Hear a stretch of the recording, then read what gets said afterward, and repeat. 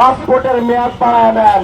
যাদের পাসপোর্ট হয় নাই তারা পাসপোর্টের আবেদন করে ফেলেন। সবার জন্য ভারত থেকে নাই, শুধুমাত্র চাকরিতে কোটা প্রথা বিলোপের জায়গাটা কোন পর্যায়ে পৌঁছায় গেছিল। আর আজকে আমাদের আন্দোলনটা কিন্তু শুরুই হইতেছে জুলাইয়ের জনরায়কে বাস্তবায়নের ম্যান্ডেটকে নিয়ে। তো আপনারা কিন্তু পালানোর পথ পাবেন না। হাসিনাকে এই পথ তৈরি করতে 17 বছর টাইম লাগছে, আপনাদের তো এখনো 2 মাস হয় নাই। আপনারা পালায় কই যাইবেন? তারেক রহমান না হয়ে গেল লন্ডনে, সালাউদ্দিন আহমেদ গেল ইন্ডিয়ায়। কর্মীদের মানে টাওয়ারের চোটে তাকানো যাইতেছে না তাদের দিকে। আপনারা আবার কই যাবেন? পাসপোর্ট ভিসা ঠিক আছে তো?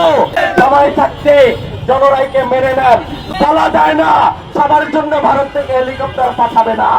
এদের নেতা আবার লন্ডনে চলে যাবে আপনাদের। তাই সময় থাকতে বাংলাদেশের জনরায়কে সময় থাকতে থাকতে মেনে নেন। এই 3 জন